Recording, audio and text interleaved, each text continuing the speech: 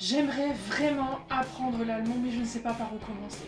C'est une des choses que j'entends le plus souvent parmi les personnes qui veulent apprendre l'allemand et qui me contactent via ma chaîne YouTube, mon compte Instagram ou le blog. Et c'est la question à laquelle j'aimerais répondre dans cette vidéo. Comment s'organiser, par où commencer son apprentissage de l'allemand ou peut-être même de n'importe quelle autre langue. Peut-être que tu me suis et que tu aimerais aussi apprendre d'autres langues, cette vidéo va te servir. Juste avant de démarrer, je te rappelle que tu peux t'abonner, il y a un lien à cliquer juste sur le côté et pense à cliquer aussi sur la petite cloche, comme ça tu recevras une notification à chaque fois que je publie une vidéo. Alors, par où commencer? Comment s'organiser? Que faire si je veux apprendre une langue mais je ne sais pas comment faire? La première chose à faire pour cela, c'est de savoir où est-ce que tu es, ce que tu sais déjà, et où est-ce que tu veux aller, qu'est-ce que tu aimerais savoir. C'est vraiment super important de fixer ça, c'est un peu comme quand on se prépare à faire une course de fond ou à faire un sport, à s'entraîner pour une compétition. On a besoin de savoir ce qu'on sait déjà faire, là où j'en suis, et de savoir où est-ce qu'on veut aller, quel est l'objectif que je vise dans mon apprentissage. Pour ça, c'est donc vraiment important de pouvoir évaluer ton niveau. Donc de savoir à peu près où est-ce que tu en es. Alors bien sûr, il y a tous les moyens officiels d'évaluer son niveau, il y a des sites sur internet, si tu tapes évaluer mon niveau d'allemand, tu vas trouver plein de sites qui te permettent de tester ton niveau avec des petits exercices et qui vont te donner un peu, voilà, niveau A1, A2, B1, etc. Ça donne un peu une idée, peut-être que tu as aussi déjà passé des examens dans des centres qui permettent effectivement d'évaluer ton niveau.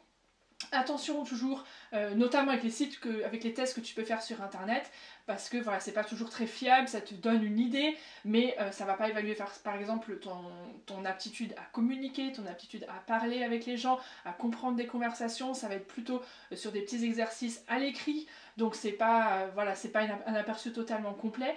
Et puis voilà, moi je vois trop souvent des personnes qui viennent voir en me disant oui oui moi j'ai le niveau B1, B2 à peu près, et puis quand on essaie de parler en fait ils sont même pas capables de tenir des petites phrases, de tenir une conversation, donc c'est pas ça. Donc voilà, attention à tout ce qui est voilà, tous ces tests un petit peu, on met une étiquette et on se rassure en disant j'ai ce niveau là, mais en réalité dans le concret on n'est pas forcément capable de parler. Pour ma part, j'avais fait 10 ans d'allemand à l'école, j'avais eu une très bonne note au bac, j'étais en filière européenne, voilà, sur le papier ça sonnait bien. Je suis arrivée en Allemagne, j'étais incapable de parler, je comprenais pas ce que les gens me disaient. Donc voilà, il faut faire vraiment très attention à comment on évalue son niveau et comment on considère aussi cette évaluation qu'on a eue. Après, il y a les manières aussi inofficielles, hein, simplement de soi-même se dire bon, si je fais le point maintenant, qu'est-ce que je sais dire en allemand? Alors bon, bah, soit je sais rien dire du tout, ou alors ok, je sais faire quelques phrases, je sais dire deux trois petites choses, je suis peut-être capable de comprendre une conversation simple, je suis peut-être capable de demander mon chemin, je suis peut-être capable de tenir une conversation, je suis capable de regarder un film. Évidemment, ça va dépendre de chacun, du niveau que vous avez, mais c'est important de, voilà, sans forcément aller rechercher une étiquette, mais de t'asseoir et de réfléchir, qu'est-ce que je suis capable déjà de faire en allemand. Et puis ensuite d'aller réfléchir où est-ce que je veux aller, quel est l'objectif que je veux atteindre. Et pour ça, il y a la méthode SMART qui est vraiment super, qui te permet, voilà, de fixer un objectif réaliste. SMART, tu peux rechercher sur internet, hein, c'est une méthode qui existe. Chaque lettre correspond en fait à un critère que doit avoir ton objectif. S, il doit être spécifique, M, il doit être mesurable, A, il doit être accessible, R, réaliste et T, temporellement défini. Donc il faut que ton objectif soit défini dans le temps, qu'il soit réaliste, que tu puisses y arriver, que voilà, qu'il puisse être mesurable, que tu puisses mesurer que tu as atteint ton objectif. Donc tous ces critères-là te permettent de vérifier que tu n'es pas juste en train de te dire ouais j'aimerais bien être bilingue dans 2 semaines, mais voilà, c'est peut-être pas réaliste si tu n'as jamais fait d'allemand de ta vie. Donc voilà, pense à fixer un objectif pour savoir où est-ce que tu veux aller. Alors, bah, on peut faire cet exercice ensemble, mais je t'invite vraiment à écrire ton objectif en commentaire de cette vidéo. Ça peut être vraiment différentes choses. Un objectif, ça peut être aussi de dire dans 3 mois ou dans les 3 prochains mois, je vais m'efforcer d'apprendre chaque jour 10 nouveaux mots de vocabulaire. Évidemment, je vais choisir des mots qui ont du sens, je ne vais pas juste apprendre du vocabulaire pour apprendre du vocabulaire, donc chercher des mots qui peuvent être utiles dans des conversations, dans le besoin que j'ai de pratiquer la langue. Donc ça peut être ça, ça peut être dans 3 jours, je vais pouvoir tenir une conversation avec un Allemand, dans 3 mois, pardon, je vais pouvoir commander au restaurant, je vais pouvoir écrire 3 phrases et je vais m'efforcer tous les jours d'écrire 3 phrases. Donc voilà, ça peut être des choses vraiment très concrètes, très pratiques pour que tu aies envie aussi d'atteindre ces objectifs puisqu'ils ont du sens pour toi. Ça peut être un objectif aussi à plus long terme de te dire voilà d'ici 1 an j'aimerais pouvoir parler couramment en allemand, j'aimerais être capable de faire un court séjour en Allemagne, d'aller pendant une semaine en Allemagne et de discuter avec les gens que je rencontre, je veux pouvoir maîtriser la grammaire, je veux pouvoir comprendre des films. Évidemment, tu vas pas te fixer tout ça comme objectif, on est d'accord, je te donne des exemples, tu te fixes un objectif et tu réfléchis à comment tu vas pouvoir le mettre en place en détail.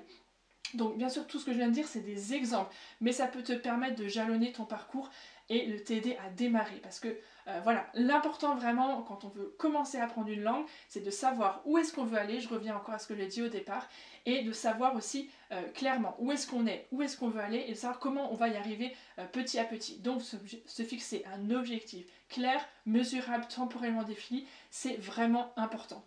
Maintenant, quelques petites astuces. Cet objectif auquel je t'invite vraiment à réfléchir, note-le dans un carnet. Efforce-toi vraiment de t'y tenir et de chaque jour mettre en place quelque chose qui va te permettre d'atteindre ton objectif. Voilà, il ne faut pas que dans 3 mois tu te dises bon bah ah bah non j'ai pas réussi, bah oui mais j'ai rien fait. Non, il faut que chaque jour tu mettes en place des petites actions, des petits pas qui vont te permettre petit à petit d'atteindre ton objectif d'apprentissage de la langue allemande. Et puis cet objectif, l'importance de le noter aussi, peut-être de l'accrocher en grand dans une affiche dans ta chambre, ça va te permettre aussi de le revoir régulièrement, de le relire et pour vraiment aussi t'efforcer de tenir tes engagements. Personnellement, je me suis fixé des objectifs personnels, professionnels pour l'année 2020 et je m'en suis fait une affiche qui est juste au-dessus de mon ordinateur et comme ça à chaque fois que je travaille je revois cette affiche, ça me recentre sur mes objectifs et ça me motive aussi à mettre en place des actions au quotidien pour atteindre ces objectifs là. Ce qui est important aussi là-dedans, eh bien, c'est d'accepter de sortir de ta zone de confort. Bien sûr, on ne va pas fixer un objectif, un truc trop facile non plus. Il faut que ça soit quelque chose qui te challenge, il faut que ce soit quelque chose qui te donne envie justement de te bouger et quelque chose aussi qui t'oblige à chaque jour mettre en place des actions pour arriver à ton objectif. Donc il faut accepter de sortir de sa zone de confort, il faut accepter de relever des défis, de faire des choses qui peut-être vont te rendre un peu inconfortable, mais qui vont te permettre d'accepter, d'arriver vraiment à ce que tu t'étais visé. Et puis au fur et à mesure, tu peux évaluer tes progrès. Voir effectivement si tu t'es fixé un objectif à 3 mois ou 6 mois, eh bien tu peux chaque mois refaire le point et te dire alors mon objectif c'était ça, est-ce qu'effectivement j'ai évolué dans l'objectif que je m'étais fixé, qu'est-ce que je peux améliorer, peut-être ajuster, peut-être qu'en fait c'était pas vraiment réaliste, donc je vais réajuster mon objectif pour arriver à quelque chose auquel je vais vraiment pouvoir arriver. Donc voilà, ça c'est important. Et puis aussi de régulièrement pouvoir célébrer les choses que tu as réussies à chaque étape que tu as atteinte. Si par exemple tu t'es dit voilà dans un mois j'ai envie de pouvoir parler pendant 5 minutes 2 mois avec une Allemande, et bien au bout d'un mois tu vas avoir ta conversation que tu as peut-être travaillé, peut-être que chaque semaine tu t'es dit que tu vas t'entraîner à parler de toi et que tu vas envoyer un message audio à ton tandem ou à ton binôme, avec quelqu'un avec qui tu parles régulièrement en allemand, et donc du coup chaque semaine tu vas envoyer un petit message d'1 minute, un petit peu plus, après tu vas essayer de l'appeler et donc au bout d'un mois tu vas être capable de parler de toi pendant 5 minutes et donc là c'est un objectif qui est atteint, donc tu peux être fier de toi, tu peux aussi te récompenser, te féliciter pour ça, ne serait-ce que juste d'aller boire un chocolat chaud ou d'aller faire quelque chose qui te fait plaisir ou d'aller faire une balade au soleil ou je ne sais quoi. C'est pas forcément faire des choses qui coûtent super cher, mais de faire simplement quelque chose où ton cerveau va te dire ah cool, j'ai fait un effort, je me suis investi mais ça paye, j'ai réussi une étape et tu peux avancer en fierté aussi avec cette réussite et ce sentiment.